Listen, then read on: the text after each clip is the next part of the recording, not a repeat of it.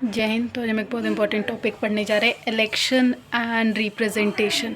ठीक है, तो सबसे पहले तो आपको ये बता दो, इंडिया एक डेमोक्रेटिक कंट्री है और डेमोक्रेटिक कंट्रीज़ में पीपल्स रूल चलता है। कैसे समझाती हूँ। जैसे डेमोक्रेटिक कंट्री जो होती है ना, democracy is a kind of government जिसमें लोग अपने रिप्रेजेंटेटिव खुद चुनते हैं, इसीलिए इसको कहा जाता है पीपल्स रूल। ठीक है, डेमोक्रेटिक कंट्री को।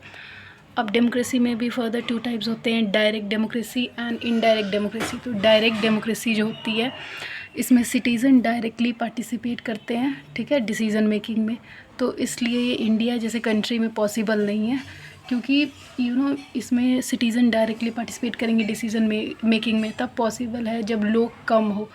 और डायरेक्ट डेमोक्रेसी का एक एग्जांपल हम कह सकते हैं, ग्राम सभा भी होता है, कुछ हद तक होता है। ठीक है, और इनडायरेक्ट डेमोक्रेसी जो होती है ना, इसमें इलेक्शन के थ्रू रिप्रेजेंटेटिव चुने जाते हैं, जैसे एमपी और एमएलएज। हर इलेक्शन डेमोक्रेटिक नहीं होता, बहुत सारी नॉन डेमोक्रेटिक कंट्रीज़ भी जो है इलेक्शन करवाती हैं, but that election is not free and fair election. Democratic country में जो इलेक्शन होते हैं वो फ्री एंड फेयर होते हैं, इसलिए कॉन्स्टिट्यूशन में बेसिक रूल लिख दिया जाता है अबाउट, जैसे कि वोट कैसे होगा, कौन सुपरवाइज़ करेगा, ये वो चीज़ें। Method of election. तो मेथड ऑफ इलेक्शन में जैसे मान लीजिए इनडायरेक्ट इलेक्शन को सबसे पहले देखते हैं। तो इनडायरेक्ट इलेक्शन में जो रिप्रेजेंटेटिव होते हैं वो वोट करते हैं कैंडिडेट के लिए, जैसे proportional representation system. Example, president और राज्यसभा के इलेक्शंस होते हैं प्रोपोर्शनल रिप्रेजेंटेशन सिस्टम के। फिर जैसे लोकसभा में 543 कॉन्स्टिट्यूएंसीज़ होती हैं, हर एक कॉन्स्टिट्यूएंसी से एक रिप्रेजेंटेटिव चुना जाता है, जिसको हम कहते हैं एमपी, मेंबर ऑफ पार्लियामेंट। तो हर कॉन्स्टिट्यूएंसी से ही होगा। और लोकसभा में टोटल कितनी कॉन्स्टिट्यूएंसीज़ हैं? 543। उसके बाद प्रोपोर्शनल रिप्रेजेंटेशन सिस्टम, इसमें 2 वेरिएंट्स देखने को मिलते हैं, जैसे इजराइल और नीदरलैंड जैसी कंट्री, जहाँ पे एक ही फॉर्म में किया जाता है, और अर्जेंटीना और पुर्तगाल हैं दूसरे वेरिएंट, जिसमें मल्टी टाइप फॉर्म में किया जाता है। इसके अलावा first past the post system, जिसको प्लुरैलिटी सिस्टम भी कहते हैं।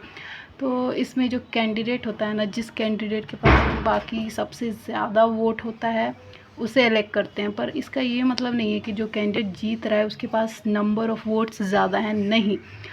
उसका ये है कि बाकी सब से एक एग्जांपल से समझाती हूँ। जैसे मान लीजिए कोई 10 कैंडिडेट है, तो 10 में से किसी 2 को मिले 50 वोट्स मिल गए, ठीक है। तो उसमें से जो बाकी एक को मिला 51, तो उन सब में से जो जिसको सबसे ज़्यादा मिले, तो इसका मतलब ये नहीं है कि वो मेजॉरिटी ऑफ वोट से जीत रहा है। कहने का मतलब ये है कि बाकी 10 में से उस इंसान के पास सबसे ज़्यादा वोट था, इसलिए वो जीत रहा है। ठीक है, और ज़रूरी नहीं है कि विनिंग कैंडिडेट के पास मेजॉरिटी वोट्स हो।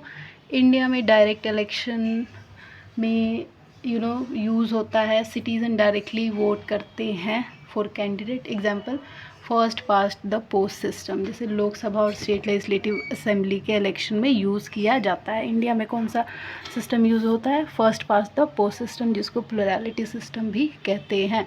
और लोकसभा और स्टेट लेजिस्लेटिव असेंबली के इलेक्शन में इसको यूज़ किया जाता है। फिर इंडिया में प्रोपोर्शनल रिप्रेजेंटेशन सिस्टम क्यों नहीं लिया गया? ये यूज़ होता है president, vice president, Rajya Sabha and Vidhan Parishad के लिए, लेकिन थर्ड कॉम्प्लेक्स वेरिएशन के साथ। और वो क्या है थर्ड कॉम्प्लेक्स वेरिएशन? वो है सिंगल ट्रांसफरेबल वोट। इसको इंडिया के पर्सपेक्टिव में हम राज्यसभा के एग्जांपल से समझते हैं। जैसे कि यूपी है, सबसे बड़ा स्टेट है, तो जाहिर सी बात है वहाँ की कॉन्स्टिट्यूएंसी भी बड़ी होगी, और गोवा जो है सबसे छोटा है, तो वहाँ पे कॉन्स्टिट्यूएंसी छोटी है। जो एमएलएज होते हैं, इनको हम चुनते हैं एक प्रोसेस के through, total votes polled upon number of candidate to be elected +1 overall bracket +1 से हमें पता चलता है कि कितने नंबर ऑफ़ एमएलएज हैं इंडिया में। डायरेक्ट इलेक्शन में first past the post system क्यों यूज़ किया गया? सिंपल टू अंडरस्टैंड है, मतलब कोई भी इंसान चाहे एजुकेटेड है चाहे नहीं है वो समझता है, इसलिए हमारे कॉन्स्टिट्यूशन मेकर ने first past the post system को यूज़ किया, ना कि प्रोपोर्शनल रिप्रेजेंटेशन सिस्टम को। ठीक है, और parliamentary system in which necessary that executive के पास लेजिस्लेशन में मेजॉरिटी सीट हो, और जो प्रोपोर्शनल रिप्रेजेंटेशन सिस्टम उसमें कोलिशन वीक होती है, और आइडियोलॉजिकल डिफरेंसेस भी देखने को मिलते हैं। और ऐसा एक बार हुआ था 2015 में, बीजेपी को सिर्फ 31% सीट मिली थी, which was not in majority. ठीक है, स्मॉलर सोशल ग्रुप्स जो हैं इनको डिसएडवांटेज होता है प्रोपोर्शनल रिप्रेजेंटेशन सिस्टम में। कैसे कि वहाँ पे वो कास्ट डिस्क्रिमिनेशन होता है, ऑपरेस्ट करते हैं सोशल ग्रुप को, और कभी डिसीजन मेकिंग में सिटीज़न पार्ट नहीं ले सकता क्योंकि वहाँ शायद एक कॉन्स्टिट्यूएंसी ना हो। इसके अलावा जो सेपरेट इलेक्टोरेट है वो नहीं होता, रिज़र्व कॉन्स्टिट्यूएंसीज होती है। एससीज और एसटी के लिए रिज़र्व हैं सीट लोकसभा में 84 जो है शेड्यूल कास्ट के लिए, और 47 सीट्स फॉर शेड्यूल ट्राइब। किस में से? Out of 543। ये क्या है? 543 लोकसभा की कॉन्स्टिट्यूएंसी सीट्स हैं। और इसके अलावा डीलिमिटेशन कमीशन होता है जो कि एक इंडिपेंडेंट बॉडी है, प्रेसिडेंट ऑफ इंडिया इसको इलेक्ट करते हैं और ये इलेक्शन कमीशन के साथ मिलकर काम करता है। लोकसभा में 543 कॉन्स्टिट्यूएंसी हैं, स्टेट का डिफरेंट होता है कॉन्स्टिट्यूएंसी। हर एरिया में बराबर पॉपुलेशन हो, कम्युनिटी वाइज रिजर्व होता है। Supreme court schedule caste schedule tribe जो कम्युनिटी है उसके बेसिस पे इनके कॉन्स्टिट्यूएंसीज भी रिजर्व होते हैं। ठीक है, और पंचायत और म्यूनिसपैलिटी में वुमेंस के लिए सीट रिज़र्व है। 1/3 फॉर वुमेन लोकसभा और स्टेट लेजिस्लेटिव असेंबली में सीट रिज़र्व करने की मांग की गई है। इलेक्शन कमीशन ये भी ध्यान देता है कि फ्री एंड फेयर इलेक्शन हो, सबको राइट टू वोट हो। राइट टू वोट जो है यूएसए और फ्रांस में सबको एक साथ नहीं मिला था। 1848 में फ्रांस में 21 ईयर्स की जो भी मेंस हैं सबको राइट मिला था, पर वुमेंस को नहीं दिया गया था।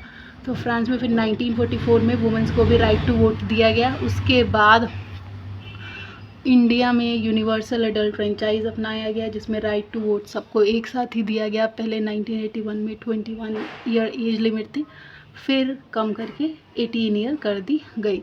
लोकसभा और स्टेट लेजिस्लेटिव असेंबली में 25 ईयर एज होनी चाहिए आपको मेंबर बनने के लिए, और राज्यसभा का मेंबर बनने के लिए 30 ईयर। इलेक्शन कमीशन जो है आर्टिकल 324:1 से डील करता है।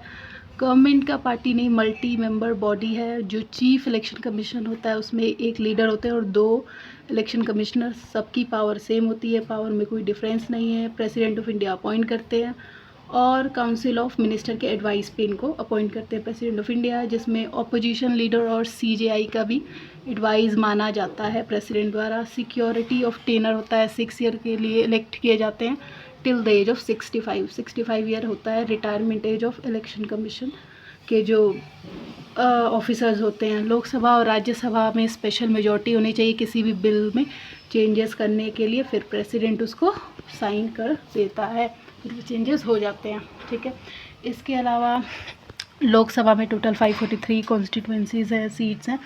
ठीक है, तो स्पेशल मेजॉरिटी और सिंपल मेजॉरिटी 2 तरीके से देखते हैं। तो स्पेशल मेजॉरिटी में हाफ से ज़्यादा सीट्स आपको जीतनी चाहिए, 2/3 मेजॉरिटी होनी चाहिए। सिंपल मेजॉरिटी में बस हाफ सीट्स आप जीतेंगे तो वो जीत जाएंगे आप क्या इलेक्शन। वोटर और इसके अलावा इलेक्शन कमीशन और भी बहुत सारे काम करता है, जैसे वोटर लिस्ट तैयार करना, नॉमिनेशन देखना, पोस्टपोन किसी का नाम कैंसिल करना, कोई क्राइम कर रहा है या मर गया है या उसकी डेथ हो गई है तो ऐसे वैसे जो बात पता चलेगी तो उसका नाम कैंसिल करना, रिकाउंटिंग करना वोट्स अगर ज़रूरत पड़ी, रीजनल पार्टीज़ को उनका सिंबल देना, नेशनल पार्टी को उनको सिंबल देना। ठीक है, और अभी तक इंडिपेंडेंस से लेके 2023 तक 17 लोकसभा इलेक्शन हो चुके हैं। अगर डेथ हो गई किसी की तो by election in same constituencies by election करवाए जाते हैं, उसको हम बाय इलेक्शन कहते हैं। उसके अलावा जो बहुत सारे प्रॉब्लम्स भी देखने को मिलते हैं हमारे इलेक्शन कमीशन को, जैसे मिलिटेंसी अफेक्टेड और नक्सलित एरिया में इलेक्शन बहुत मुश्किल से होता है। 1991 में राजीव गांधी का असैसिनेशन हो गया तो उस टाइम इलेक्शन कमीशन को बहुत सारी प्रॉब्लम्स फेस करनी पड़ी थी, पर क्योंकि ज़रूरी है तो ये सारे चैलेंजेस जो है फेस करता है हमारा इलेक्शन कमीशन। एलिमिनेशन और flaws, first past the post system जो है वो कहता है कि 1/3 वुमेंस जो हैं लोकसभा राज्यसभा में उनको सीट देनी चाहिए। No appeal for caste. इसके अलावा डेमोक्रेटिक वैल्यूज़ और ऑर्डिनरी सिटीज़न को भी इंपॉर्टेंस देनी चाहिए, और जो क्रिमिनल हैं उनको इलेक्शन से बाहर करना, वो इलेक्ट ना हो, ये सब काम देखता है हमारा इलेक्शन कमीशन ऑफ इंडिया। तो ये था। Thank you so much. Do like share and subscribe and comment. Thank you.